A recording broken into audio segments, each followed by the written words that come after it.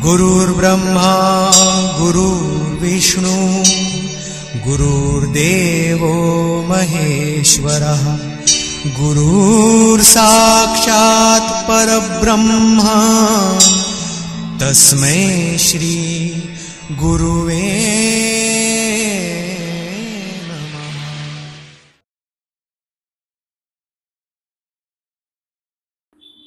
नमस्कार। श्री गुरुदेव दत्त, श्री गणेश दत्त गुरुभ्यो नमः। श्वासे श्वासे श्री दत्त नाम। ओम शनेश्वराय नमः। शनिदेवांना वंदन, दत्त महाराजांना वंदन करते। सर्वप्रथम माझ्या स्वर्गीय माता पित्यांना वंदन करते। इंदोर स्थित माझे गुरुवर्य सद्गुरू अण्णा महाराज यांच्या चरणी लीन होते। हा व्हिडिओ ऐकणाऱ्या सर्व दर्शकांना अभिवादन करते। आणि आजचा माझा विषय आहे शनी उपासना आणि माझं प्रकाशित झालेलं शनी उपासनेवरील पुस्तक। हा विषय आपल्या समोर मी आज ठेवणार आहे। हे पहा, आपण कलियुगामध्ये आपलं जीवन जगत असताना वेगवेगळ्या प्रकारच्या संकटांना, ग्रहदोषांना, आपत्तींना, कलहांना, कौटुंबिक काही दोष असतात त्यांना, पितृदोष, अनेक प्रकारच्या बाधा, लोकांचे त्रास, विनाकारण असलेले त्रास, अशा प्रकारच्या विविध संकटांना, विविध प्रकारच्या आपत्तींना तोंड देत आपलं जीवन जगत असतो। प्रत्येक माणसाला वाटत असतं की आपलं जीवन सुखी असावं, समाधानी असावं, कुठली आपत्ती विपत्ती विरहित असावं, कुठली संकट संघर्ष दुःख आपल्याला येता कामा नये। आणि त्यासाठी प्रत्येक माणूस धडपडत असतो। आता ज्या विविध प्रकारच्या ग्रहदोषांच्या बाधा आहेत त्याच्यामध्ये शनिपीडा असं आपण म्हणतो। शनिपीडा ही सुद्धा एक प्रकारची बाधाच आहे। आणि या शनीचा, मी त्याला शनी म्हणत नाही, शनिदेव म्हणते किंवा शनी महाराज म्हणते। शनी महाराजांचा त्रास 7.5च्या माध्यमातून, लघुपनोतीच्या माध्यमातून आणि गोचर भ्रमणातल्या काही स्थानातून ज्या वेळेला कुंडलीतील स्थानांमधून ठराविक शनीचं भ्रमण होतं तेव्हा आपल्याला काही गोष्टींचा त्रास होतो, त्रास जाणवतो, काही संकट येतात, काही वेळेला अपयश येतात, काही वेळेला आरोग्याचे प्रश्न निर्माण होतात, काही वेळेला मानसिक विवंचना निर्माण होतात। आणि आपण 7.5 म्हटलं, 7.5 म्हणजे शनिदेवांची 7.5 वर्षाची पीडा।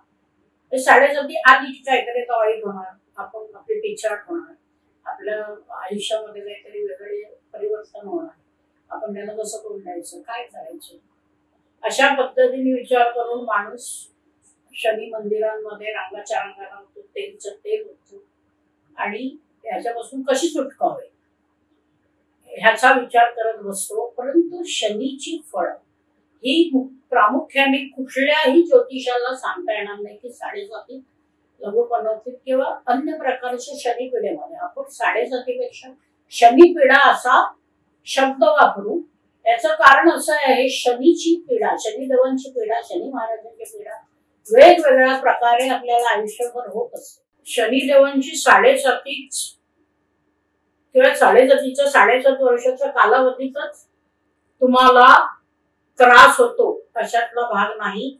शनी महाराज किंवा शनिदेव विविध प्रकारच्या पीडा तुम्हाला आयुष्यभरासाठी देऊ शकतात। कुंडलीत आपल्या कुंडलीमध्ये शनी या ग्रहांचे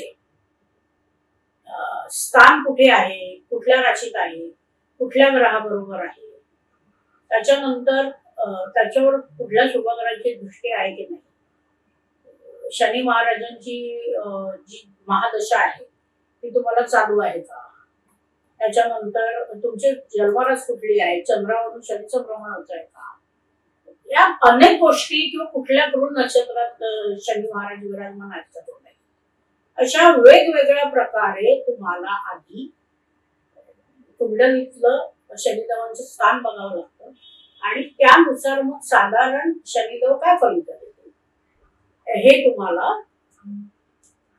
समजतं। किंवा जे जाणकार ज्योतिष आहेत, अंतर्ज्ञानी आहेत, मार्गदर्शक आहेत ज्योतिषाचे, हे तुम्हाला मार्गदर्शन करू शकतात. पण शनिदेव हे कर्माप्रमाणे फळ देणारे ग्रह आहेत. तुम्ही जशी चांगले वाईट कर्म कराल त्या कर्मांची शिदोरी तयार करून, ही न्यायाची देवता आहे, न्यायप्रिय आहे, त्याप्रमाणे ते तुमच्या व्यक्तिमत्वाबरोबर न्याय करणार. या साडेसती म्हणजे काय, 7.5 वर्षाचा शनीच्या पिढीचा कालावधी. दर 29.5 वर्षांनी 7.5 आपल्याला आपल्या जीवनात येत असते. आणि साधारण दीर्घायुषी जी व्यक्ती असते ती तिसरी 7.5 बघते आपल्या जीवनामधली. ज्याला दीर्घायुष्य असतं, ज्याला लॉंग लाईफ आपण म्हणतो, तशी तिसरी 7.5 व्यक्ती बघत असते. तर आता त्रास तुम्हाला 7.5 वर्षाच्या कालावधीचाच होतो का? तर नाही. जेव्हा कुंडलीमध्ये 4था 8वा शनी येत असतो त्याला अडीचकी किंवा लघुपनवती असं म्हणतात. ह्या कालावधीत सुद्धा त्रास, दगदग, मानसिक पीडा, कष्ट, धावपळ या सगळ्या गोष्टींना तुम्हाला सामोरं जावं वाटतं. शनिदेव एक उद्योगी ग्रह आहे. त्यांना सतत उद्योगात असणारा, कार्यरत असणारा, कार्यमग्न असणारा, धावपळ करणारा, विविध कर्म चांगल्या पद्धतीने करणारा, सगळ्यांची सेवा, काळजी, सगळ्यांना महत्व देतोय की नाही व्यक्ती, हे सगळ्या गोष्टींचं मोजमाप करून तुम्हाला त्या पद्धतीने फळ देण्याचा शनी महाराजांचा प्रयत्न तुमच्या जीवनामध्ये असतो.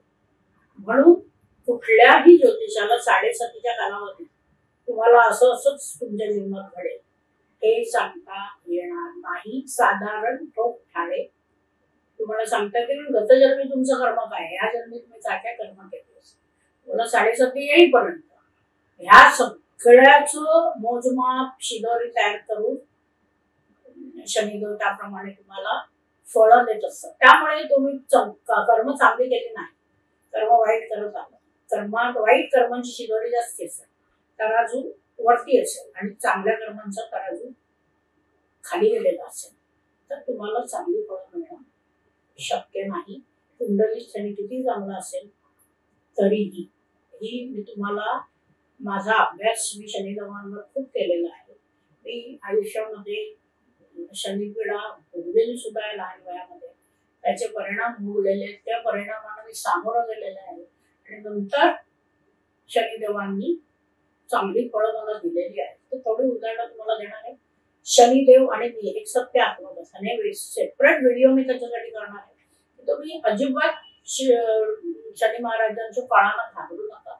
चांगली कर्म कशी करत राहायची आणि शनिदेव कसे तुम्हाला त्याच्यातून बाहेर काढून चांगलं जीवन देतील हे सांगण्याचा आणि तुम्हाला हुरूप आणण्याचा प्रयत्न ह्या व्हिडिओमध्ये असेल. ह्याही व्हिडिओत तुम्हाला मी माझ्या शनी देवांच्या उपासनेवरचं जे पुस्तक आहे त्याची माहिती देण्यापूर्वी बेसिकली तुम्ही कुठे चुकत असता, शनिदेवांची तुम्ही भक्ती करत असताना कुठे चुकता हे तुम्हाला निदर्शनास आणून देणं उपासना गुरु म्हणून माझं काम आहे.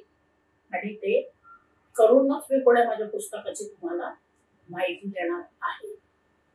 पहिला प्रथम तर तुम्हाला मी हे सांगते की आपण 7.5 लघुपनवती, त्यानंतर शनी देवांची जी आपल्याला महादशा येते त्या महादशेच्या कालावधीत 4था 8वा 6वा किंवा 12वा शनी असतो. तर आपण मानसिकता काय असते, आपल्या जीवनात काहीतरी वाईटच म्हणतात, आपल्या आयुष्यामध्ये वेगळी स्थितंतर आहे. त्यामुळे आपण दर शनिवारी जाऊन शनी मंदिरांमध्ये तेलाच्या विड्याचे वडे ओतत असतो. ते पहिलं तुम्ही बंद केलं पाहिजे. तुमची कर्म चांगली नाही. तुम्ही आई वडिलांना मारत असाल, आई वडिलांचं पेन्शन्स काढून घेत असाल, तुम्ही बायकोला मारता, तुम्ही व्यसन करता, मुलांच्या जबाबदाऱ्या घेत नाही. काय लोकांना 2-2 बायका असतात, बाहेर काहीतरी त्यांचं घरातलं कुटुंबाकडे आपल्या पत्नीकडे लक्ष नाही देता बाहेर त्यांचं लक्ष असतं, बाहेर काही त्यांची साठी लोके बायकांबरोबर असतं. अशा प्रकारे तुमचं कर्म असेल तर शनिदेवांची फळं तुम्हाला चांगली काय मिळणं शक्यच नाही. ह्याचं कारण असं आहे की शनिदेव हे स्त्री दाक्षिण्य असलेले असे ग्रह आहेत.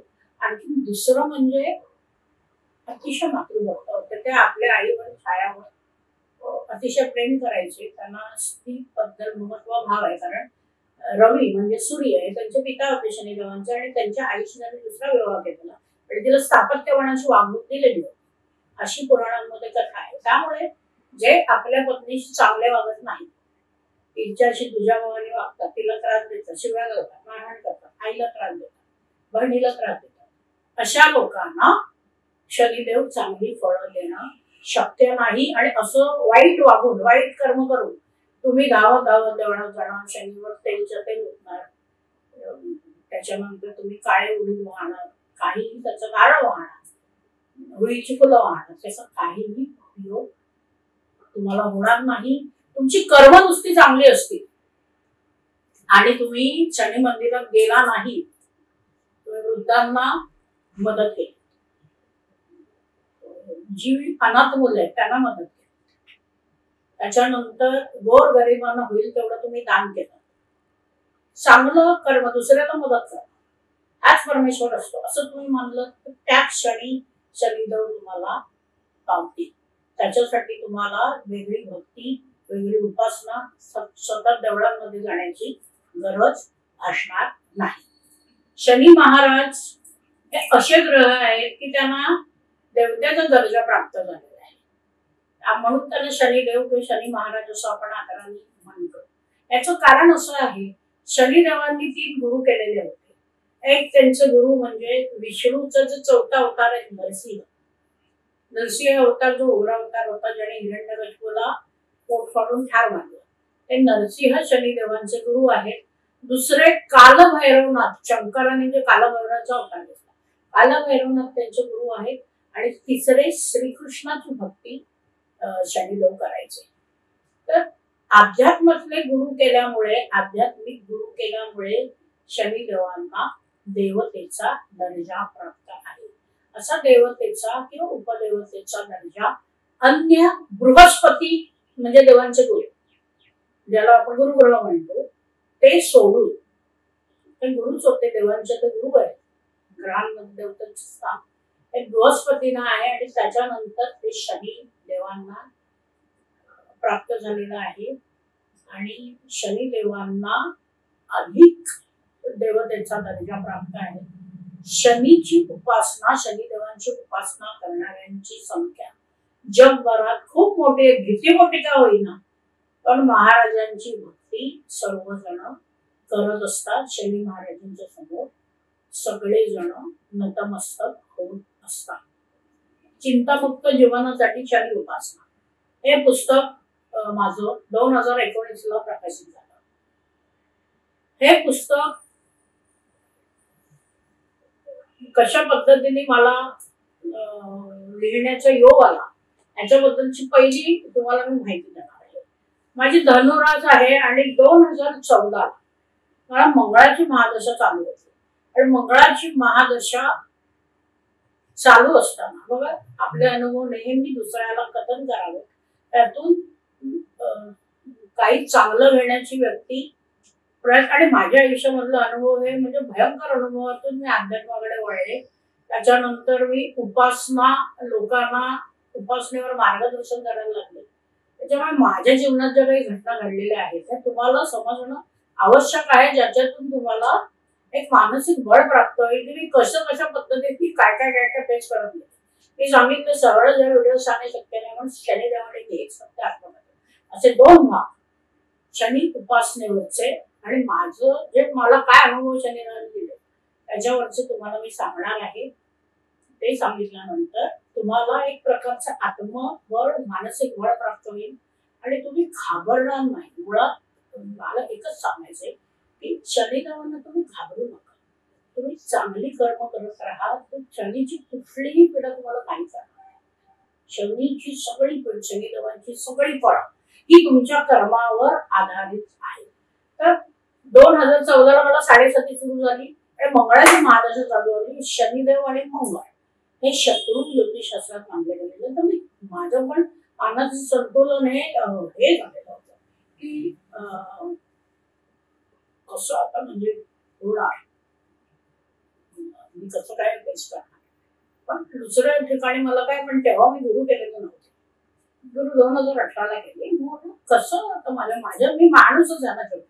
आणि तेव्हा मी पत्रकार होते, पूर्णपणे ज्योतिषात आणि अध्यात्मात आलेले नव्हते. मी कन्सल्टिंग ज्योतिषाची करत होते, ज्योतिष विषय लेखाने न्यायचं कालिकांमध्ये करायचं. तर आता 25 वर्ष झाली मी ज्योतिष विषयात मार्गदर्शन करते, पत्रिका बघते. मुंबईत हे सगळं माझं चालू होतं. तेवढ्या ज्या पद्धतीने आता मी ह्याच्यामध्ये समरस झालेले तेवढी तेव्हा नव्हते. तर मनामध्ये काय झालं, आमच्याकडे मेट्रो सिनेमा म्हणून आहे, त्याच्या समोर कामा हॉस्पिटल जवळच आहे. तिथे पिकेट रोडचं हनुमान मंदिर हे अनेक वर्षापासून प्रसिद्ध आहे, जागृत आहे. आणि तिथे शनिदेवांची मूर्ती आहे. ती शनिदेवांच्या मूर्तीचं वैशिष्ट्य असं अतिशय जागृत आहे. आणि हसरी मूर्ती, शनिदेवांशी हात जोडून हसरी मूर्ती. त्या देवळात जायची मला पहिल्यापासून सवय आहे. माझी मोठी बहीण त्या देवळात जायची आणि शनिदेवांची भक्ती करायची. त्या देवळात मी रोज जायला सुरुवात केली. आणि रोज जायला सुरुवात केल्यानंतर एक दिवस ना एक माणूस जसं वेडेवाकडे जात होते आणि दिसायला विचित्र होतं, तो माझ्या मागेच लागला की माझ्याकडे ही पेन आहे, ही पेन तुम्ही खरेदी करा. एवढं तू कसं मलाच का सांगतो. एकदा नाही गेली, दोनदा नाही गेली, तिसऱ्या चौथ्या दिवशी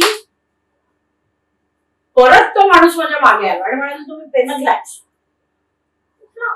तुम्ही मला पेन कशासाठी देताय, मलाच देताय, बाकीच्या नका नाही. तुम्ही आप एक खरेदी करो, मुझे कुछ पैसा भी मिलेगा और आपके लिए एक काम की है.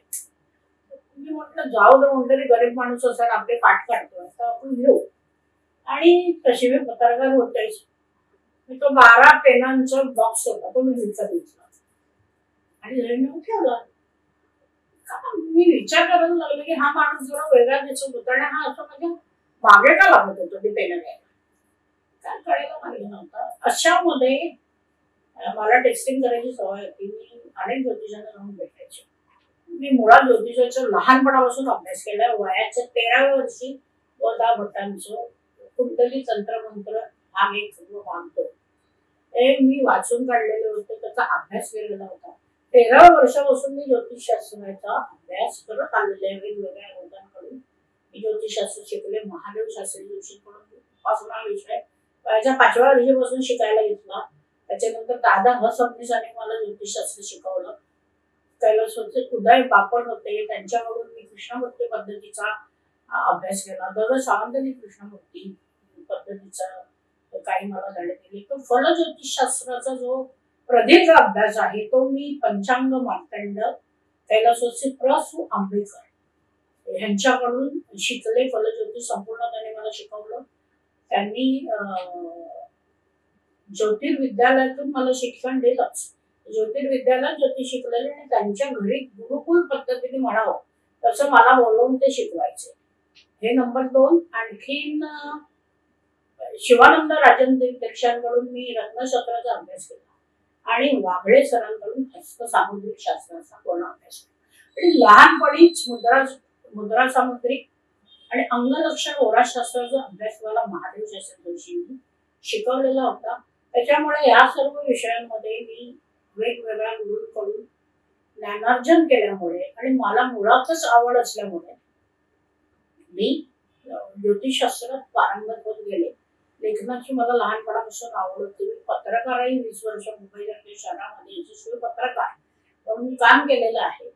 लेखनाची आवड होती. वेगवेगळ्या नियतकालिकांमध्ये, दिवाळी अंकांमध्ये, नुसतं ज्योतिषाचंच नव्हे तर इतरही मासिकांमध्ये, माझं अध्यात्माच्या मासिकांमध्ये माझं ज्योतिष अध्यात्म या विषयावर प्रदीर्घ लेखन तेव्हा चालू होतं. त्याच्यानंतर वेगवेगळ्या ज्योतिषांकडे मागायचं मला सांगितलं की मला आवड होती याची. तशा पद्धतीने संदीप अवचट म्हणून पुण्याचे काकासाहेब अवचटांचे नाते आणि ज्यांना स्वामी समर्थांचा वरदहस्त आहे त्यांना भेटायला मुंबईच्या हेरम बिल्डिंग मधल्या त्यांच्या ऑफिसमध्ये मी गेले. त्यांनी माझी पत्रिका बघितली आणि मला पटकन सांगितलं ह्या पत्रिकेचा संबंध कॅल्क्युलेशनशी आहे. तर मी ज्योतिषी आहे. तर मी म्हटलं हो, मी मान्य केलं, खरंच मी चुकीची. तर मी सांगायला गेलो तर म्हणेल तुम्ही मला काहीच सांगू नका, आणि त्याने मला सगळं लिहून दिलं. ते सगळं लिहून दिलं, ते इतकं बिनचूक होतं मी तुम्हाला सांगते, आणि कालावधी सहित होतं. आणि त्याच्यावरून त्यावेळेला मी त्यांना भेटले फेब्रुवारी 2015, आणि ऑगस्ट 2015ला शनिदेवांचं तुळेतून वृश्चिके प्रवेश होणार होता. वृश्चिक राशीत एक 4-5 महिन्यांनीच होणार होता. तर त्याने मला सांगितलं की हे जे वृश्चिकेतलं शनीचं भ्रमण आहे, माझ्याकडे अजून एक तो लिहिलेला कागद आहे, ते आत्मविद्या आणि लेखन तुमच्याकडून घडवेल. आत्मविद्या म्हणजे तुम्ही अध्यात्मात खूप पुढे जाल, आणि तुमचं लेखन हे काहीच वर्षामध्ये अख्ख्या जगासमोर, म्हणजे 2021 पर्यंत तुमचं लेखन अख्ख्या जगासमोर होतं. मी विचारात पडले की तुमचं कधी पुस्तक लिहिलेलंच नाही, कुठलं पुस्तक काय? ते म्हणाले ज्योतिषाची पुस्तकं आणि अध्यात्मावर, उपासनेवर आधारित तुमची पुस्तकं भराभर येऊ लागते, आणि तुमचं जगभरात नाव आहे. आणि म्हटलं ठीक आहे. आणि फेब्रुवारी महिना गेल्यानंतर मार्च, एप्रिल, मे, जून महिन्यात मला एक फोन आला की तुम्ही कालसर्प योगासाठी पुस्तक लिहाल का? कालसर्प योगा लिहिन मी पुस्तक. तर मी म्हटलं तुम्हाला आधी मला भेटावं लागेल, भेटूनच मी तुम्हाला काय ते सांगेन. आणि हे रिया पब्लिकेशन, मेहता पब्लिकेशन हाऊसचं एक प्रकाशन आहे कोल्हापूरला, तिथे मी त्यांना भेटायला गेले शिकवताना. एक सोडून 12 पुस्तकं तरी मला लिहायला दिली. मला आश्चर्य वाटत आहे, मला संधी पोहोचवण्याने सांगितलं होतं. आणि जून मध्ये त्यांनी पुस्तकं दिल्यानंतर 1 महिने जुलैमध्ये मला तयारीला गेला, आणि खरंच ऑगस्ट पासून पुस्तकं लिहायला. ऑगस्ट 2015 मध्ये जर शिते शनी महाराजांनी प्रवेश केला, जो माझ्या लाभस्थानात होता, आणि हे पुस्तक लेखनाला सुरुवात केली. पुस्तक लेखनाला सुरुवात केल्यानंतर 2016च्या सप्टेंबरला एकाच दिवशी म्हणजे 12च्या 12 पुस्तकं एकाच दिवशी प्रकाशित झाली, आणि 7.5च्या कालावधीत पुस्तकं 12 पैकी 12 पुस्तकं माझी प्रकाशित झाली.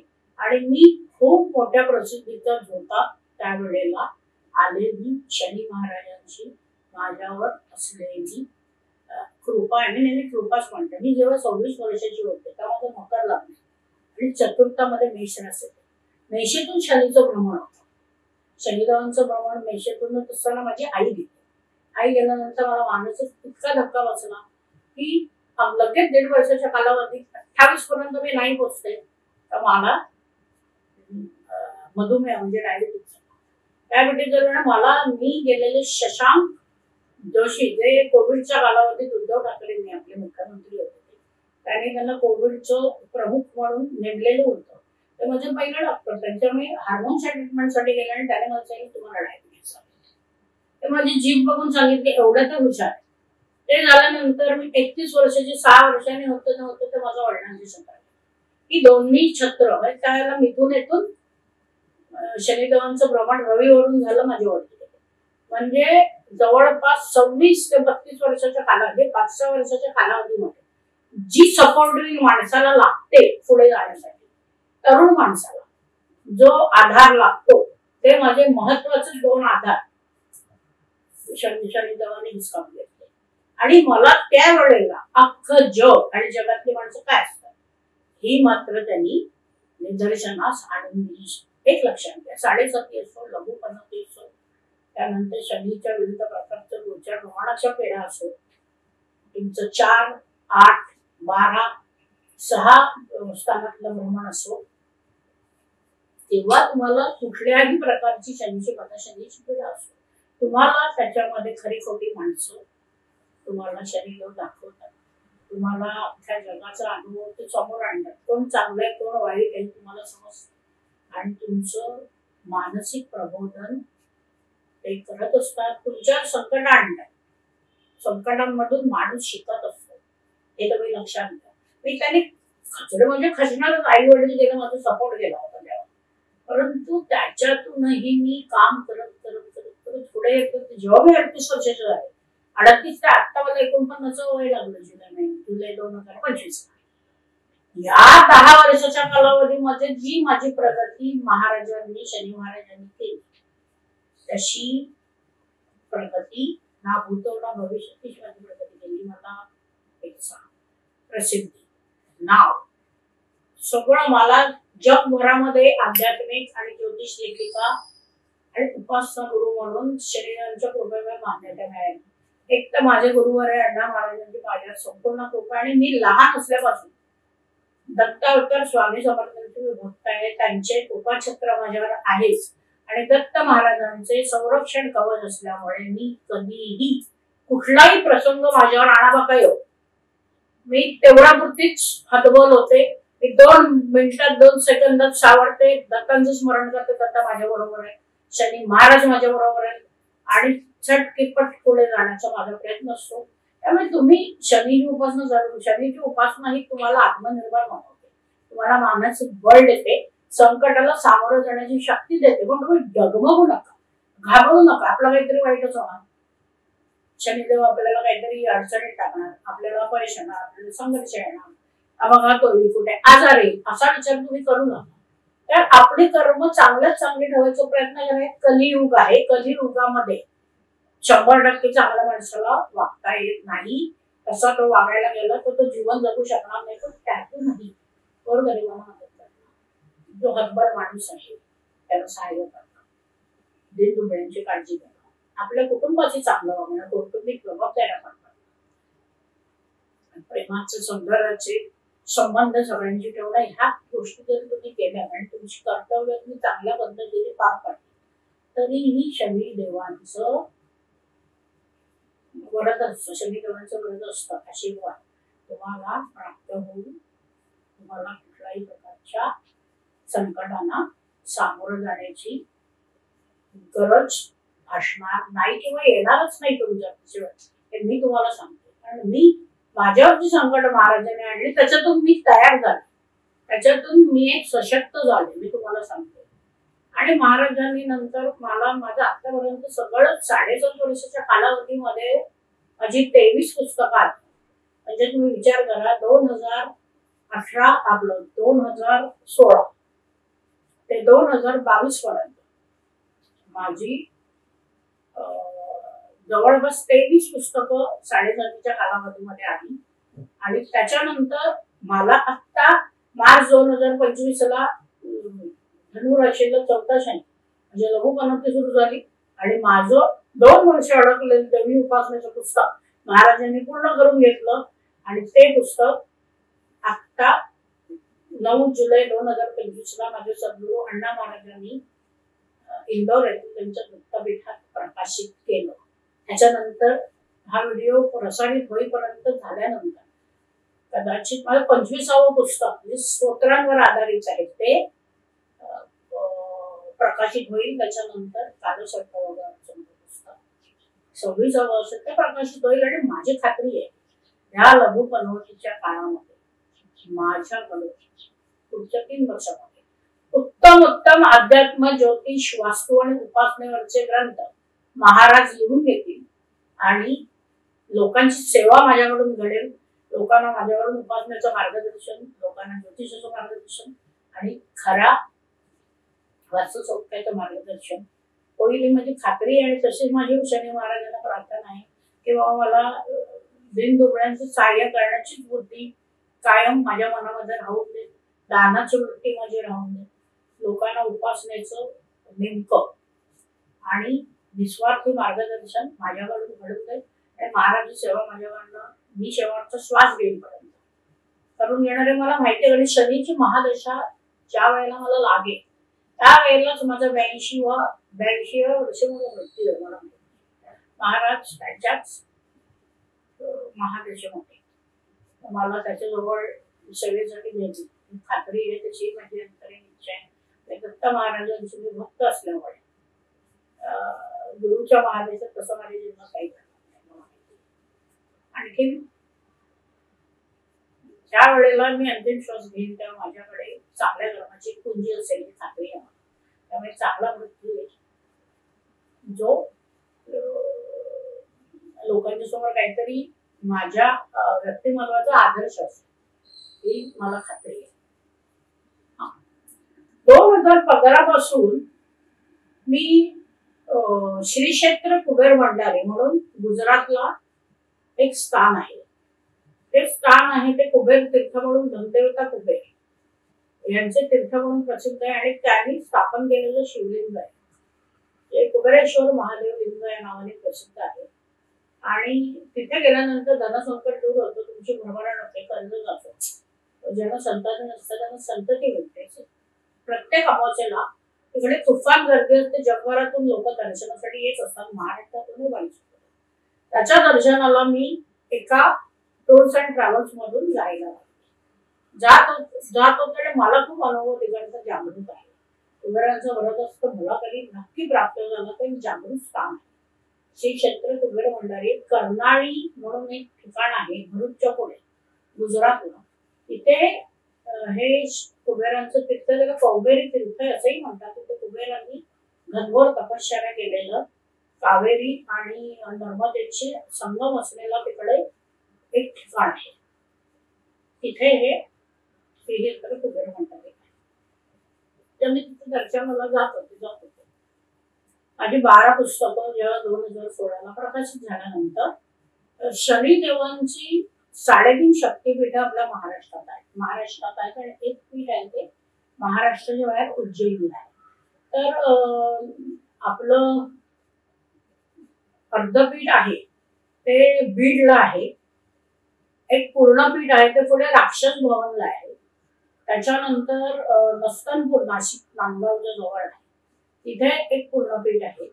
आणि उज्जैनला शिप्रा नदीच्या तीरावर लिंग रूपात शनिदेवांची स्थापना उज्जैनचे देवाचे राजे विक्रमादित्यांनी ह्याच्यातून 7.5 मुक्तता झाल्यानंतर त्यांची नगरी उज्जैन होती, तिथे ते शक्तीपीठ स्थापन केलेले. 3.5 शक्तीपीठांची यात्रा करण्याचा योग मला 7.5च्या कालावधीत आला.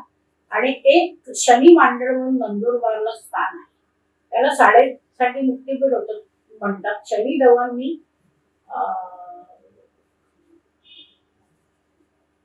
राजा विक्रमादित्याला तिथे 7.5 मुक्त केलेलं होतं, असं ते ठिकाण आहे. तर तिथे जाण्याचा मला त्यावेळेला योग आला. तर हे जे नस्तनपूर नांदगावला जे शनिदेवांचे शक्तीपीठ आहे, तिकडच्या मूर्तीची स्थापना शनिदेव बाल रूपात आहे आणि बाल रूपात त्यांची स्थापना ज्या वेळेला प्रभू रामचंद्रांना 7.5 होती तेव्हा अगस्ती मुनींच्या आशीर्वादाने किंवा त्यांच्या मार्गदर्शनानुसार त्यांनी तिथे केलेली. तिथे मी दर्शनाला जायचे.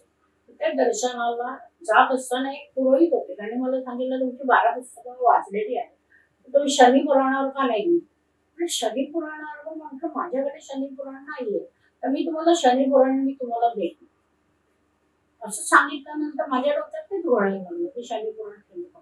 धार्मिक प्रकाशन संस्था माझी पुस्तकं प्रकाशित करते, रवींद्र पेठे त्याचे प्रकाशक आहेत, हे ना खूप ज्ञान आहे, ते ज्ञानी आहे, त्यांचं वाचन खूप आहे, अध्यात्माचं धर्माचं तत्वज्ञानाचा त्यांचा अभ्यास आहे. त्यांना म्हटलं की मला ना शनी देवतेवर पुस्तक लिहायचं आणि मला त्याची जरी तुम्ही शनी पुराण द्यायचं, तुम्ही शनी पुराण असं कुठलंच पुराण नाहीये. तर म्हटलं नाही, मला एक पुरोहित शनी पुराण करायचं. माझा तेव्हा अध्यात्मावर एवढा अभ्यास खरंच नव्हता आणि मी सारखं त्या पुरोहित पाठपुरावा करायला 2 वेळा त्याने माझा इन्सल्ट केला की तुम्हाला बोलणार नाही शनी पुराण, तुम्हाला काय करायचं. मला इतकं वाईट वाटलं. मी कुबेर भंडारीला तेव्हा भाड्याच्या गाडीने जायचे, मी संपूर्ण रस्ता रडत तिथे गेलेले आहे. मला पुस्तक लिहायचं शनिदेवांवर आणि हा व्यक्तीने मला असं हे केलं की पुस्तक देणार नाही शनी पुराणाचं. तर मी काय करू? संपूर्ण रस्त्यावर मी रडत गेले आणि आल्यानंतर एकदम फोन लावले तर तिथे नस्तनपूरला विजय कुलकर्णी गुरुजी म्हणून आहे. त्यांनी मला असं सांगितलं की अशा प्रकारे कुठलंही पुराण नाही, पण मी तुम्हाला शनिदेवांची संग्रहात माहिती देणाऱ्या व्यक्तींचे नक्कीच तुम्हाला संपर्क देईल, त्याच्यातून तुमचं चांगलं पुस्तक घडू. आणि त्याने मला खूप मदत केली पुस्तक हे लिहिण्यासाठी. मी शनी देवान मला म्हणाले रवींद्र पेठे धार्मिक प्रवचन तुम्ही पुस्तक हे लिहायला घ्या. आणि महत्वाचं माझी आध्यात्मिक उन्नती साडेसाती शनिदेवाने खूप केली. उपासना या विषयावर माझं एक काय म्हणतात तो पगडा चांगल्या पद्धतीने बसला. उपासनेवरच देवीचं आता जे पुस्तक माझं आलं हे 14वं पुस्तक आहे. एकंदर 14 पुस्तकं महाराजांनी साडेसातीच्या आणि लघुपंथीच्या काळात त्याला नुसतं उपासनेवर बरीच पुस्तक असतील. म्हणजे माझ्याकडून आध्यात्मिक कार्य त्यांनी करून घेतलं किंवा आध्यात्मिक कार्यासाठी शनिदेवाने माझी निवड केली. माझं सौभाग्य आहे असं मी समजते. त्याच्यासाठी त्यांनी मला भरपूर पेढा दिल्या, शारीरिक मानसिक भरपूर पेढा दिल्या. पण त्यांनी माझी परीक्षा घेऊन त्यात मला पास करून मला पुढे नेण्यासाठी पुढे जाण्यासाठी सक्षम केलं. एक जगासमोर चांगली आध्यात्मिक लेखिका म्हणून आज माझं जे नाव झालेलं आहे ती महाराजांची माझ्यावर असलेली कृपादृष्टी किंवा कृपाछत्र हेच त्याला कारणीभूत आहे असा माझा दृढ समज आहे. आता 2019 प्रकाशित झालेलं हे शनिदेवांवरचं माझं महत्वाचं पुस्तक आहे जे शनिदेवांच्या उपासनेवर आधारित आहे. विविध प्रकारच्या शनीच्या पीडा शनिदेवांच्या पीडा आपण म्हणूया आपल्याला जीवनामध्ये या पीडा येतात किंवा शनी देवांची बाधा आपल्याला येते. साडेसाती बनवते विशिष्ट प्रकारचं ग्रहगोचर किंवा याच्यामध्ये जो आपल्याला त्रास होतो तो त्रास कसा दूर करायचा. शनिदेवांना चांगली कर्म आणि उपासना यांची सांगड घालून कसं प्रसन्न करता येईल याची माहिती मी या पुस्तकात देण्याचा प्रयत्न पूर्णपणे केलेला आहे. आणि साडेसातीच्याच कालावधीमध्ये हे पुस्तक माझं प्रकाशित झालेलं आहे. माझं सौभाग्य म्हणजे शनी महाराजांची सेवा माझ्या हातून मोठ्या प्रमाणावर घडली किंवा माझं कार्य हे त्यांच्या चरणी त्यांच्या संमतीने रुजू झालं. हे माझं सौभाग्य असं मी समजते. पहिल्यांदा ह्या मुखपृष्ठावर साडेसातीला घाबरू नका, चांगली कर्म करा असं कॅचलाईन होती. त्या कॅचलाईन मध्ये लोकांचा असा समज व्हायचा की हे फक्त पुस्तक साडेसातीसाठीच आहे आणि ज्या राशींना साडेसाती असायची म्हणजे शनी महाराज ज्या राशीत जातात त्या राशीला त्याच्या पुढच्या आणि मागच्या राशीला अशा 3 राशींना साडेसाती असते. साडेसाती म्हणजे 7.5 वर्षाचा कालावधी आणि दर 19.5 वर्षांनी माणसाच्या जीवनामध्ये साडेसाती येते. 2 साडेसाती येतातच आणि जो दीर्घायुषी माणूस असतो त्याला तिसरी साडेसाती बघायला मिळते. लघुपंथीचा कालावधी जीवनामध्ये 6, 8, 12 स्थानातलं 4थ्या स्थानातलं लघुपंथी 4थं स्थान 6, 8, 12 स्थानातलं गोचर होणार. त्याच्यानंतर तुमची शनीची महादशा तुमच्या पूर्ण नक्षत्रात शनी असेल. अशा वेगवेगळ्या प्रकारचे शत्रू शनीचं कोण आहेत रविचंद्र आणि मंगळ ज्योतिषाचं सांगितलं. या तिघांबरोबर जर काही युतीत असतील या तिघांवर एकमेकांवर दृष्टी असेल या ग्रहांची तर शनीची पीडा माणसाला होत असते. काही राशींमध्ये मंगळाच्या राशीमध्ये त्याच्यानंतर चंद्राच्या राशीमध्ये आणि सूर्याची सिंह रास आहे, चंद्राची कर्क रास आहे, वृश्चिक आणि मेष रास मंगळाचे. याच्यामध्ये शनिदेव संमिश्र फळं देतात. वाईट फळं असं मी म्हणणार नाही पण संमिश्र फळं देताना आपल्याला दिसतात जी काय वेळेला आपल्याला बाधा निर्माण करतात, आपल्याला अपयश येतं, संघर्ष करावं लागतं, संकट येतात, अनारोग्य होतं. अशा पद्धतीने काही मानसिक विवंचना आर्थिक विवंचना आपल्याला निर्माण होतं. साडेसातीच्या कालावधीमध्ये वेगवेगळ्या प्रकारची संकट आणून तुमची परीक्षा बघण्याचं कार्य शनिदेव करतात आणि त्यात तुम्ही चांगली कर्म करून पास झाला तर पुढे बघायला नको की साडेसातीच्या कालावधी माझं उदाहरण घ्या. पैसा, प्रसिद्धी, त्याच्यानंतर नाव लौकिक एवढा मला मिळावं.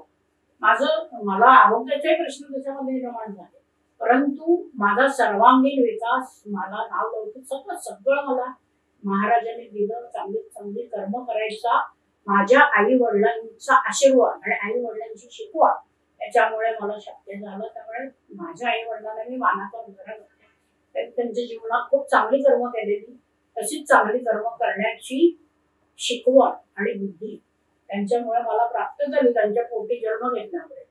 त्याच्यामुळे मला इथपर्यंत अध्यात्म आणि उपासना मार्गातला मार्गदर्शनाचा प्रवास सहज गतीने शनिदेवांच्या कृपेने करता आला. तर हे जे पुस्तक आहे त्याच्यावर साडेसातीला घाबरू नका, चांगली कर्म करा, अशी जी टॅचलाईन होती. त्यामुळे लोकांना काय वाटायचं की साडेसातीच्या लोकांसाठी हे पुस्तक आहे, पण नाही.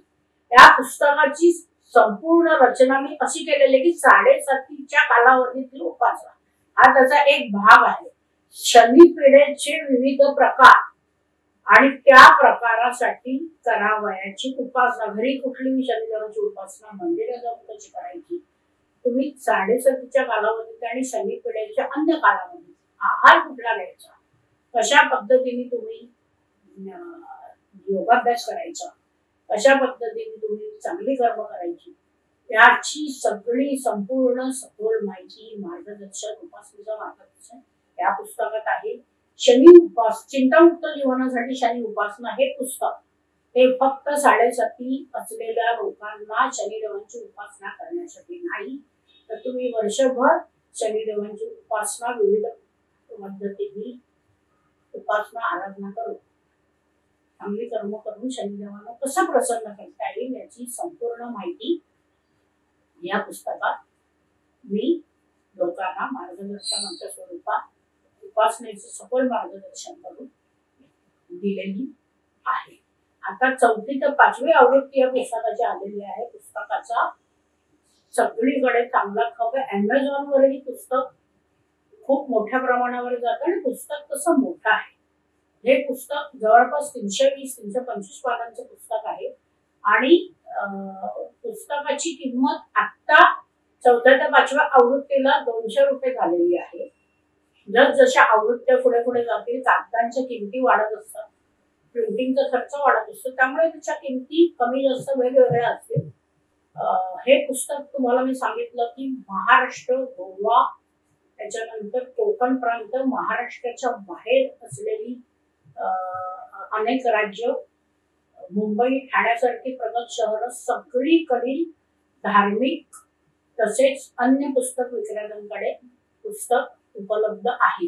तुम्हाला पोस्टेजनी पुस्तक मागवायचं असेल तर पोस्टेजचा खर्च हा थोडा निराळा आकारला जातो. प्रकाशन संस्था तुम्हाला घरपोच पुस्तक एखाद्याला जर मिळालं नाही, कुठल्या विद्यार्थ्याकडे अगदी ग्रामीण भागात नाही मिळालं तर ते पुस्तक त्यांना मागवता येईल. पोस्टेजच्या खर्चाचे ते तुम्हाला घरपोच पुस्तक मिळू शकेल. घरपोच पुस्तक मिळवण्यासाठी तुम्हाला चिंतामुक्त जीवनासाठी श्री शनी उपासनेच्या लेखिका म्हणजे मी प्रिया मालवणकर यांना व्हॉट्सअप करून किंवा फोन करून ते मागवता येईल. परंतु पुस्तक सगळीकडे उपलब्ध आहे. तुम्हाला कोणत्याही धार्मिक बुक स्टॉलवर, साध्या बुक स्टॉलवर, तसंच जेवढी शनी देवांची तीर्थ आहे, अन्य देवदेवतांची तीर्थ आहे, अन्य देवदेवतांची धार्मिक स्थळं आहेत, तिथे हे शनी उपासनेवरचं माझं महत्वाचं पुस्तक हे तुम्हाला तिथे प्राप्त होऊ शकेल. आत्ता 200 रुपये पुस्तकाची मी सांगितलेलं आहे. या आवृत्ती करता 200 रुपये पुस्तकाची किंमत आहे. जशी आवृत्ती वाढत जाईल, पुढे पुढे जाईल, तशी त्याची किंमत थोडीफार वाढलेली असेल. परंतु पुस्तकाला लोकांनी खूप चांगला प्रतिसाद आतापर्यंत दिलेला आहे. लोकांनी प्रतिक्रिया दिलेल्या, फोन करून, व्हॉट्सअप करून, प्रत्यक्ष भेटून, पत्र व्यवहाराद्वारे ही शनी उपासनेवर हे महत्वाचं पुस्तक आहे आणि आम्हाला याचा खूप उपयोग झालेला आहे. त्यामुळे माझ्यासाठी, मी लेखिका असल्यामुळे माझ्यासाठी ही खूप मोठी आनंदाची बाब आहे की मी शनी उपासनेवरचे खूप महत्वाचं पुस्तक लिहिलेलं आहे लक्षात. कारण असं इतकं प्रदीर्घ, मोठं आणि सखोल मार्गदर्शन करणारं शनिदेवांच्या उपासनेवरचं पुस्तक आतापर्यंत कुठेही जगभरात लिहिलं गेलेलं नाही. आणि माझ्या साडेसातीच्या कालावधीमध्ये हे सौभाग्य मला प्राप्त झालं आणि पुस्तकाला चांगली मागणी आहे. पुस्तकाचा खप किंवा विक्री चांगली आहे. सर्वत्र पुस्तक मिळतं आवृत्त्या त्याच्या निघालेल्या आहेत आणि लोकांना उपासनेचं खरं मार्गदर्शन, शनी देवांच्या उपासनेचं खरं मार्गदर्शन या पुस्तकातून प्राप्त होत आहे. ही माझ्यासाठी फार आनंदाची आणि विसावावं बाब आहे. आता ह्या व्हिडिओची सांगता करता मला सगळ्यांना तुम्हाला शनी उपासनेच्या महत्वाच्या 4-5 गोष्टी मी तुम्हाला सांगणार आहे. एक म्हणजे रोज सकाळी उठल्यानंतर तुम्ही तुमचं स्नान संध्या झाल्यानंतर शनिदेवांची जी आवडती 3 नावं आहेत, पिपलाद, पिपलाश्रय आणि शन्नो या नावाचं स्मरण करायचं. हात जोडून ही 3 नावं घ्यायची. जय पिपलाद, जय पिपलाश्रय, जय शन्नो. त्याच्यानंतर तुमच्या वाचनामध्ये रोज शनिदेवांचं 11 नावांचा समावेश असलेला पिपलाद ऋषींनी रचलेलं शनी स्तोत्र छोटच आहे, ते असलंच पाहिजे. तिसरी महत्वाची गोष्ट म्हणजे दर शनिवारी पिंपळ वृक्षाला तुम्ही जल द्यायचं. म्हणजे पिंपळ हा आवडता वृक्ष आहे शनिदेवांचा आणि पिंपळाच्या खाली जे इतर असतात त्यांची संतुष्टता होते. मात्र पिंपळ वृक्ष एकच ठेवायचा. जर कुठे बाहेर गेला असाल तर तो बदलला तर चालेल किंवा ती उपासना त्या शनिवारी केली नाही तर चालेल, पण एकच वृक्ष ठेवायचा. आणि जिथे जागृत शनिदेवांचे मंदिर आहे तिथे पिंपळ वृक्ष हा नेहमी असतो. शनिदेवांचा कोणताही आवडता मंत्र रोज 11 वेळा तुम्ही पठणात ठेवायचा. त्याच्यामध्ये ओम शनेश्वराय नमः हा मंत्र तुम्ही रोज 11 वेळा, कमीत कमी तुम्हाला शक्य असेल तर अधिक, पण तुम्ही तो म्हणायचा.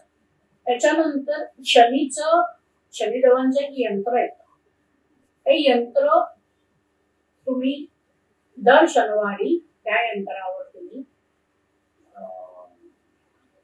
जुईची फुलं अर्पण करायची, काळे उडीद अर्पण करायचे आणि जय शनिदेव असं 11 वेळा म्हणून उदबत्ती धूप वगैरे दाखवून अर्पण करून काळा अबीर जरूर त्या यंत्रावर बाहेर कुठेही तुम्हाला ते मिळेल आणि काळा अबीर अर्पण करून शनिदेवांना नमस्कार करायचा. ही एवढी उपासना तुम्ही नियमित केली तर तुम्हाला शनिपीडा तुमच्या कुंडलीमध्ये असेल, तुमच्या शनिपीडेच्या कालावधीच्या फेऱ्यात तुम्ही आलेला असाल तर त्याच्यामधून तुम्हाला रिलॅक्सेशन ज्याला म्हणतो तसं तुम्हाला प्राप्त होईल. तुम्हाला सौख्य प्राप्त होईल, तुम्हाला त्रास कमी होईल. त्याच्याबरोबर चांगली कर्मही तुम्ही केली पाहिजे. तुम्हाला आधीच सांगितलं शनिदेवांची उपासना करण्यासाठी 7:30 लघुपणवती किंवा अन्य कुठली शनीची पीडा असायलाच पाहिजे असा काही भाग नाही.